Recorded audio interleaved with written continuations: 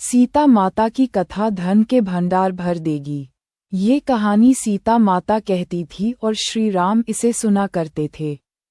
एक दिन श्री राम भगवान को किसी काम के लिए बाहर जाना पड़ गया तो सीता माता कहने लगी कि हे भगवान, मेरा तो 12 वर्ष का नियम है, अब आप बाहर जाएंगे तो मैं अपनी कहानी किसे सुनाऊंगी। श्री राम ने कहा कि तुम कुएं की पाल पर जाकर बैठ जाना और वहां जो औरतें पानी भरने के लिए आएंगी उन्हें अपनी कहानी सुना देना। सीता माता कुएं की पाल पर जाकर बैठ जाती हैं। एक स्त्री आई। उसने रेशम की जरी की साड़ी पहन रखी थी और सोने का घड़ा पहन रखी थी और सोने का घड़ा ले रखा थी। सीता माता उसे देख कहती है कि बहन, मेरा 12 वर्ष का नितनेम सुन लो। पर वह स्त्री बोली कि मैं तुम्हारा नितनेम सुनूंगी तो मुझे घर जाने में देर हो जाएगी और मेरी सास मुझसे लड़ेगी। उसने कहानी नहीं सुनी और चली गई। उसकी रेशम जरी की साड़ी फट गई, सोने का घड़ा मिट्टी के घड़े में बदल गया। सास ने देखा तो पूछा कि ये किसका दोष अपने सिर लेकर आ गई है। बहू ने कहा कि कुएं पर एक औरत बैठी थी, उसने कहानी सुनने के लिए कहा लेकिन मैंने सुनी नहीं जिसका ये फल मिला। बहू की बात सुनकर अगले दिन वही साड़ी और घड़ा लेकर सास कुएं की पाल पर गई। सास को वहीं माता सीता बैठी मिली तो माता सीता ने कहा कि बहन, मेरी कहानी सुन लीजिए। सास बोली कि एक बार छोड़, मैं तो 4 बार कहानी सुन लूंगी। राम आए, लक्ष्मण आए, देश के पुजारी आए, नितनेम का नेम लाए। आओ राम, बैठो राम, तपी रसोई जियो राम, माखन मिश्री खाओ राम, दूध बताशा पियो राम, सूत के पल का मोठो राम, शाल दुशाला पोथो राम, शाल दुशाला ओढ़ो राम, जब बोलूं जब राम ही राम, राम सवारे सबके काम, खाली घर भंडार भरेंगे, सबका बेड़ा पार करेंगे। श्री राम जय राम, जय जय राम। सास बोली कि कहानी तो बहुत अच्छी लगी। कहानी सुनकर सास घर चली गई और उसकी साड़ी फिर से रेशम जरी की बन गई। मिट्टी का घड़ा फिर सोने के घड़े में बदल गया। बहू कहने लगी, सासू माँ, आपने ये सब कैसे किया।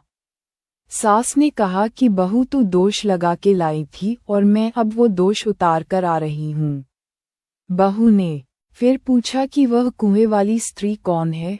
सास बोली कि वे सीता माता थी, वे पुराने से नया कर देती है, खाली घर में भंडार भर देती है। वह लक्ष्मी जी का वास घर में कर देती है, आदमी की जो भी इच्छा हो उसे पूरा कर देती है। बहू बोली कि ऐसी कहानी मुझे भी सुना दो। सास बोली कि ठीक है, तुम भी सुनो। और सास ने कहानी शुरू की। राम आए, लक्ष्मण आए, देश के पुजारी आए, नितनेम का नेम लाए। आओ राम, बैठो राम, तपी रसोई जियो राम, माखन मिश्री खाओ राम, दूध बताशा पियो राम, सूत के पल का मोठो राम, शाल दुशाला पोथो राम, शाल दुशाला ओढ़ो राम, जब बोलूं जब राम ही राम, राम सवारे सबके काम, खाली घर भंडार भरेंगे, सबका बेड़ा पार करेंगे। श्री राम जय राम, जय जय राम। कहानी सुनकर बहू बोली कि कहानी तो बहुत अच्छी है। सास ने कहा कि ठीक है, इस कहानी को रोज कहा करेंगे।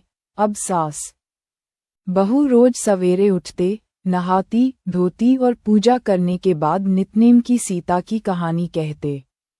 एक दिन उनके यहाँ एक पड़ोस की औरत आई और बोली कि बहन, जरा सी आंच देना। तो वह बोली कि आंच तो अभी हमने जलाई ही नहीं। पड़ोसन ने कहा कि तुम सुबह 4 बजे से उठकर क्या कर रही हो फिर। उन्होंने कहा कि सुबह उठकर हम पूजा करते हैं, फिर सीता माता की नितनेम की कहानी कहते हैं। पड़ोसन ने उनकी बात सुनकर फिर कहा कि सीता माता की कहानी कहने से तुम्हें क्या मिला। वे बोली कि इनकी कहानी कहने से घर में भंडार भर जाते हैं, सारे काम होते हैं, मन की इच्छा भी पूरी होती है। पड़ोसन कहती है कि बहन, ऐसी कहानी तो मुझे भी सुना दो फिर। वह बोली कि ठीक है, तुम भी यह कहानी सुन लो। सारी कहानी सुनने के बाद पड़ोसन कहने लगी, बहन, कहानी तो मुझे बहुत अच्छी लगी। अब वह पड़ोसन भी नितनेम सीता माता की कहानी कहने लगी। कहानी कहने से सीता माता ने पड़ोसन के भी भंडार भर दिए। बहन, कहानी तो मुझे बहुत अच्छी लगी। अब वह पड़ोसन भी नितनेम, अब तो पूरे मोहल्ले में नितनेम की कथा चल पड़ी। हर किसी की मनोकामना पूरी होने लगी। हे सीता माता, जैसे आपने उनके भंडार भरे, वैसे ही आप हमारे भी भंडार भरना। कहानी सुनने वाले के भी और कहानी कहने वाले के भी। उत्तर प्रदेश, बिहार, हिमाचल प्रदेश और हरियाणा के कुछ क्षेत्रों में आज भी यह कथा सीता जयंती पर सुनाई जाती है। प्रेम से बोलो सीता माता की जय, और जाने से पहले जय श्री राम और सीता माता की जय लिखना ना भूले, और हमारे कहानी को शेयर और लाइक अवश्य करें।